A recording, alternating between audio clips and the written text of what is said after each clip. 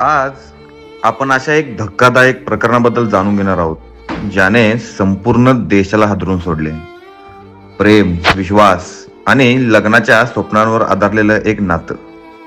पण या नात्याचा शेवट इतका भयावह असेल याची कल्पनाही कोणी केली नसेल. केतन अग्रवाल, एक यशस्वी व्यावसायिक, आपल्या होणाऱ्या पत्नी सिया गोयलवर जीवापाड प्रेम करणारा तरुण. काही दिवसांनंतर दोघांचं लग्न जयपूरमध्ये होणार होतं.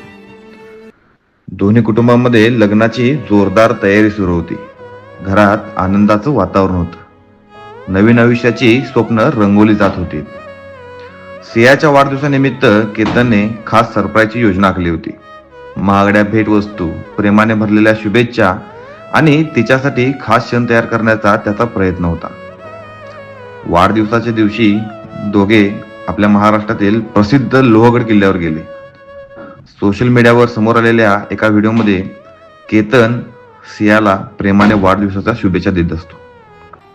पण कोणालाच माहीत नव्हतं की या हसऱ्या क्षणांमागे एक भयानक कट रचला जात असल्याचा आरोप पुढे समोर येणार आहे. ट्रेकिंग दरम्यान अचानक केतनचा मृत्यू झाला. सुरुवातीला ही घटना अपघात असल्याचं सांगितलं गेलं. सेल्फी घेताना तो खोल दरीत पडल्याचं चित्र उभं करण्यात आलं. सर्वांनाही एक दुर्दैवी घटना मांडली.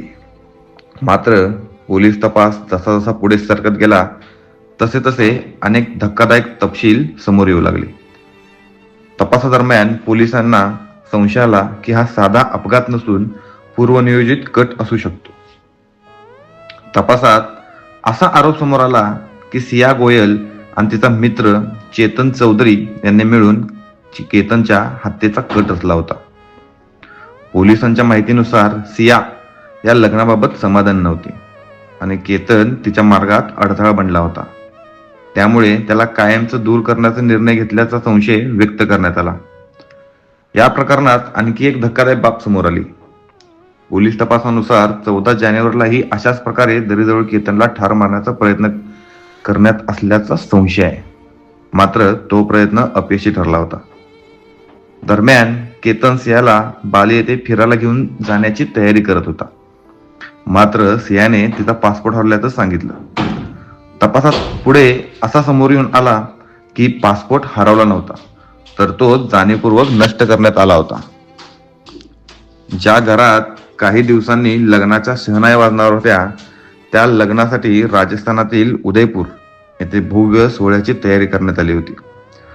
माध्यमांमध्ये आलेल्या वृत्तानुसार सुमारे 17 कोटी रुपये खर्चाचा हॉल बुक करण्यात आला होता.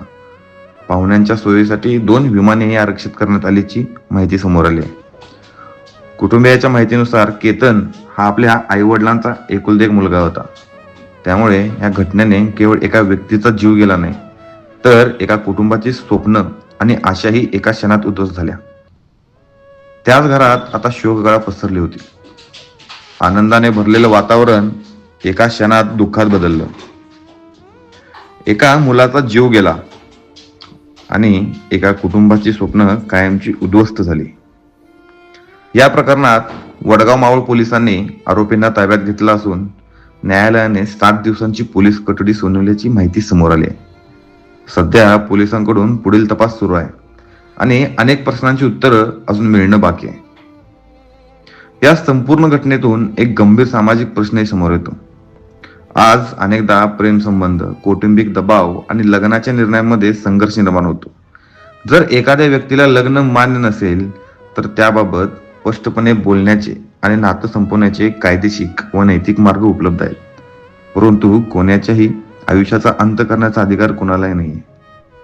एका निष्पाप व्यक्तीचा जीव गेला, त्याचं कुटुंब उद्ध्वस्त झालं आणि अनेक आयुष्यांवर या घटनेची काळी छाया पडली. सत्य काय आहे हे न्यायालयीन प्रक्रियेनंतरच स्पष्ट होईल. मात्र अशा घटना पुन्हा घडू नयेत यासाठी समाजाने, कुटुंबांनी आणि तरुणांनी संवाद, प्रामाणिकपणा व योग्य निर्णय यांना प्राधान्य देणे आवश्यक आहे. या प्रकरणाबद्दल तुमचं मत काय हे कमेंटमध्ये नक्की कळवा. जय हिंद, जय महाराष्ट्र.